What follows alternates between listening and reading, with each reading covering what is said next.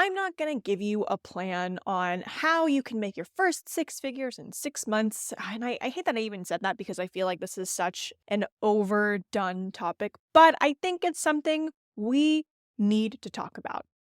How long does it take to build a quote unquote successful creative business?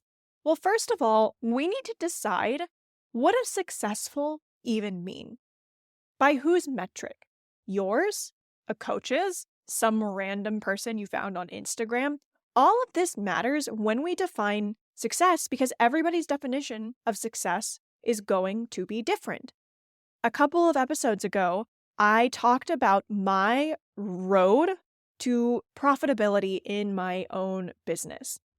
Early on in my business, my definition of success would have been breaking even. If I could cover the expenses of all of my photography gear, then yeah, it was a successful business. But over time, that definition has shifted because over time, my definition of success has meant something different to me. A side hustler's definition of success is going to be different from a full-time person, and a full-time person who maybe doesn't have a family, they're living on their own. Their definition of success is going to look different from someone who's supporting a family of 5. This is all different and this all matters, and this is what we are talking about today on the Profitable Creatives podcast. Welcome to the Profitable Creatives podcast, where passion meets profitability. I'm Emily Kim, a former Silicon Valley software engineer turned brand photographer and business coach. If you're a creative entrepreneur dreaming of building a business that's as fulfilling as it is profitable, you're in the right place. On this podcast, I'm pulling back the curtain on what it actually takes to run a creative business. We'll talk about how you can bring an engineering mindset to your artistic expertise so that you can build a business you're confident in and love. Let's turn your passion into a thriving creative business and get into the episode. Today, we're talking about how long does it actually take to build a successful creative business. So the first thing that I want to define, or at least set a benchmark for, is what does success even mean? And this is, again, going to be different depending on who you are, where you are in life, what you do for business, all of these different things. One thing that I want to talk about right from the get-go is that your total sales, your gross revenue, that is not equal to your profitability. I personally like to use profitability as one of my measures of success. It's just one piece, but that's the first one, right? Because we can put it on paper. We take our gross revenue, how much money did I bring in, subtract our expenses, and that equals profit. Something else to keep in mind is that your profit does not necessarily equal your income. And when I say income, I mean how much money are you taking home, putting in your personal bank account at the end of the day. This is going to depend on how you have your business set up. For most of us, I imagine we are all either sole proprietors or single member LLCs. Maybe some of us are set up as S-corps, tax-wise, but the difference is a sole proprietor or single member LLC. Whatever profit your business makes is what you are reporting to the IRS as your income. S-corps are a little bit different because you take out your own payroll as an expense. I'm not going to get into that. I am filing as an S-corp for the first time this year, so maybe I'll be able to tell more. But I'd rather bring on like an accountant to talk about this. But in any case, your profit doesn't necessarily equal your income because as a single member LLC or a sole proprietor, we also have to pay taxes. So of the money that you make in your business, of the profit that your business makes, we still have to account for taxes within that because depending on your business model, your taxes are not a business expense, right? So I want to talk about that first. Now, how long does it take to build a profit? I took the liberty of doing some research on how long does it take a small business to become profitable. And on average, across all types of small businesses, whether you are, a photographer, web designer, whatever. This also includes things like restaurants, brick and mortar businesses, boutiques, that kind of stuff. On average, it takes businesses 2 to 3 years to become profitable. And again, this is an average of like lots of different business models, so it's going to depend. This is from FreshBooks. I will link the things that I'm looking at in the show notes. But it says while some small businesses fail within the first year, others with low startup costs can even be profitable within the first year. And a lot of the times that's us, service providers, right? One-on-one creatives, because our overhead is what? You need a computer, maybe you need a camera, and that's about it. So we are in a lucky boat because we don't have to pour a lot of money into our business to immediately turn a profit. With my studio business, so I used to run a photography rental studio. There's an upfront investment in that. I had to pay a security deposit, I had to pay rent, I had to pay for furniture, I had to pay for like redoing the floors and all of this stuff. There was an upfront investment, and I knew it was going to take me time to recoup that cost. That took me about a year, a little over a year, to recoup the cost of that part of my business. Now, I want to talk about how long does it take to build a reliable income in your business. So money that you are taking home, that you are using for yourself, for vacation, savings, for your family, all of that good stuff. And I would say, based on what I've seen and based on my own experience, 2 to 3 years is so reasonable. I think we are inundated with all kinds of marketing of, I built a $1 million business in a year, so you should buy my course so I could teach you how to do that too. Now, I'm not saying that this is impossible, but what I'm saying is that's not the norm. And because we've, as a society, as a community of small business owners, solo entrepreneurs, we've almost pedestalized this track record, right? This ability to build $1 million business in a year. And then we look at our own businesses and say, well, I'm not doing that, so maybe I'm not doing this right. Maybe I am in the wrong here. Maybe I'm not cut out for this. And that is so not true. Again, I talked about this in a previous episode. If you want to see my journey year by year, yeah, I turned a profit in my first year of business. I made $5,000, but I spent way more time in my business, working in my business, than I wanted to generate that $5,000. So was it successful in terms of profitability? Technically, yes, I made money. But was it successful in terms of how much time I invested and how much return I got? Not necessarily.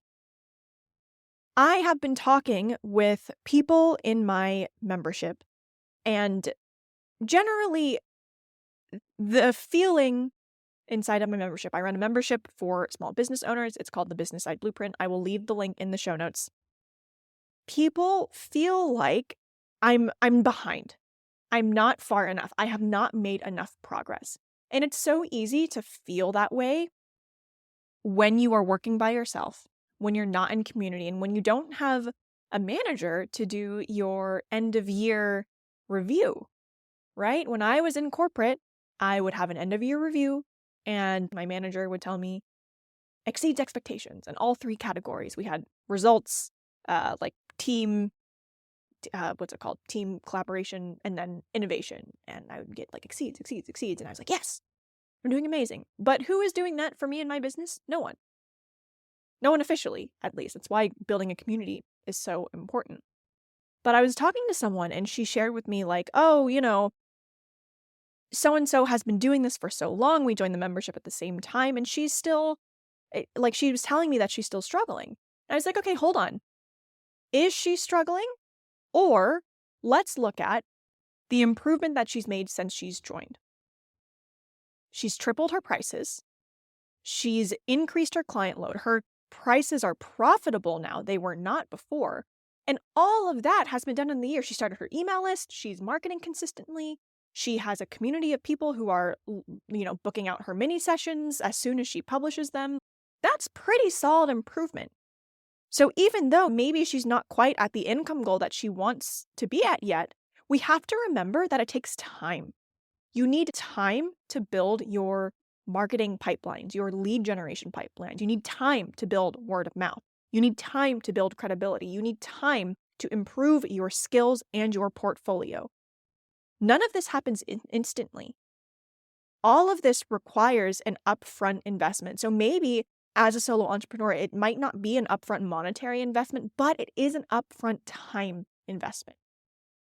That's why I am not quick to recommend to immediately leave your job. I built my business while working my full-time job, and I put the time in, the time to build out my marketing, build out my client list while I was working my full-time job so I could do it without the added stress. Yes, it was still stressful, but it removed a layer of stress for me.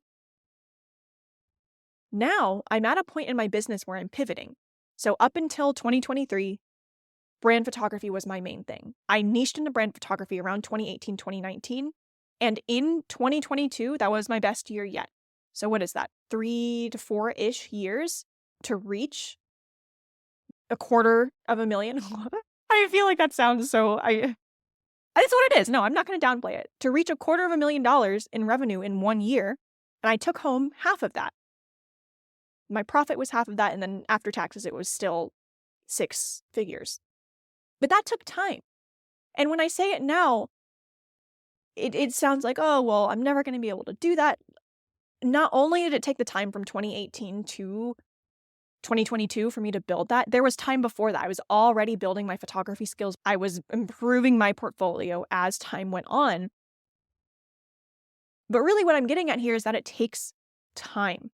And it's okay. You are not a failure. And it doesn't mean you're not cut out for this if it takes you some time to figure it out. Because not only are we building our credibility, our marketing pipelines, our skills, we're also building our confidence. So what's not serving you is constantly thinking that you're behind, because that puts you in the mindset of being behind. One of my favorite phrases, quotes that I've coined, everybody talks about progress over perfection. But what is progress? Progress is I booked a client, but progress also means, hey, I got out of bed this morning. That's not really defined. It's very nebulous. But my phrase, iteration over perfection, it's defined. We iterate. We post on Instagram. That takes time, iterations, doing it over and over again to get better, right? When you're a photographer, you have to take more photos. You have to iterate to get better at taking photos. The same goes for business. You have to practice marketing. You have to practice sending email newsletters. You have to practice sales calls. You have to iterate on all of these skills to get better at them. And I think where this gets lost in translation is because we're creatives, because we are so proud and tied to our artwork, we think as long as I keep improving my creative skills, the business will come. And as much as I wish that were true, we have to do more. Of course, being skilled at your craft is so important, but we have to do more to improve at business and also know that it takes time. So what is the title of this? How long does it take to build a quote unquote successful creative business? It depends, but it takes time. And I know I can't provide like a shortcut or a quick fix or a hack. But if you're listening to this, I think you know that I know that you know that's not what we're looking for. What I want to provide you here is the reassurance that you are where you need to be, and that just by listening to this episode, we are iterating. Now, what I don't want to happen is for us to fall into the information gathering phase. There's what's the catchphrase for that? Information analysis paralysis? Infocrastination. That's what I was looking for. I don't want us to fall into the trap of infocrastination and only be consuming, because even though you're learning, if you're not iterating, if you're not putting it into practice, nothing is happening. So remember that we have to do that. We have to actually go out and do something. So maybe you need to follow up with some leads. You need to go to a networking event. You need to send out an email newsletter, post on Instagram, on social, reach out in a Facebook group, go to your Chamber of Commerce, whatever it might be. Your action item for this episode is to go and do something that moves the needle forward. And it is probably not portfolio work. Sorry, there's a siren going on.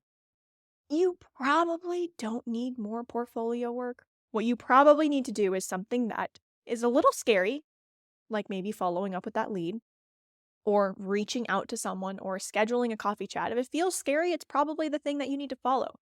It's probably the thread that you need to tug on. So that's my business spiel. The other thing I want to touch on, because it's related to the definition of success, is don't forget, we're also people. I know this is called the Profitable Creatives Podcast. I'm big on, measuring things. I'm an engineer. That's all very important, but also something we need to keep tabs on is our own well-being. Coming from corporate, my definition of success was I need to make as much or more money than I did at my corporate job. While that is part of a measure of success, it's also not the entire measure of success. Because what that doesn't account for is my own mental health, well-being, physical health. It doesn't account for any of those things. And I know exactly how to drive more profit in my business. Something that I am still working on is doing it in a way that serves me so that I do not burn out. Yes, 2022 was my most successful year in business financially. However, had I stayed on the track that I was on, doing it exactly the way that I was doing it, I would have burnt out. Because I moved across the country beginning of June of 2023, I slowed down immediately. And it was a little bit of whiplash, but I realized, okay, that was a really great year in business, and I'm so grateful for it. And I'm so grateful that I now have the proof to myself that I can do it. Now, what I'm working on is building my business in a way that is successful, both financially, but also to build the life that I want. Because something that was happening was I was declining hanging out with friends to work.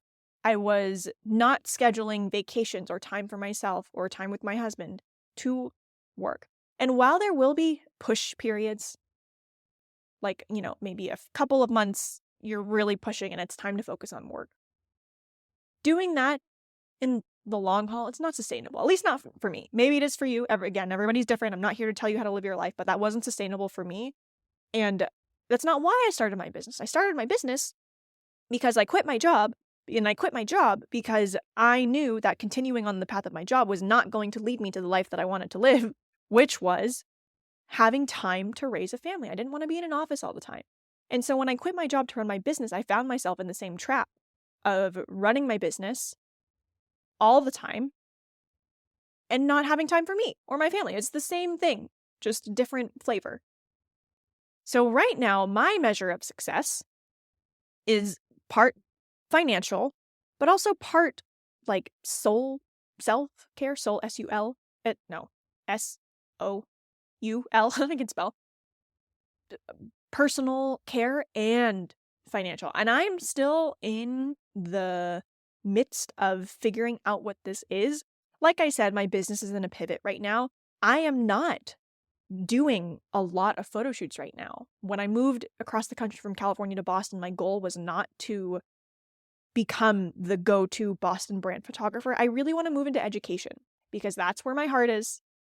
That's why I started this podcast. That is what I am really, really good at. I'm definitely good at taking photos too, but my heart and soul is in education and mentoring, and it always has been, no matter what my career or phase of life has followed. And because of that, I'm basically building a new business. It's not a brand new business. A lot of my clientele transfers over from photography to this mentorship education portion that I'm in, but it is different. And I know that's going to take time to make this pivot and to make this transition.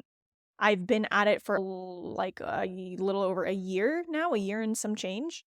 And no, I am not making as much money as I did when I was fully in brand photography. It's almost like when I finally hit momentum on my brand photography business, I was projecting to make, it was a lofty goal, but I really wanted to double my revenue in photography from 2022 to 2023, but then moved across the country, plan went out the window.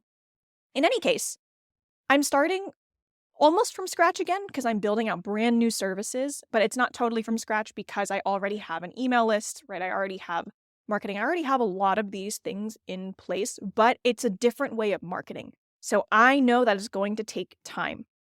And at the time of publishing this episode, in 2022, that was my best year yet. 2023, I made less money. In 2024 now, I am probably going to make less money than I made in 2023, but it's because I'm putting in that time and money investment to build out these services. Now, the year's not over. It's September 30th right now.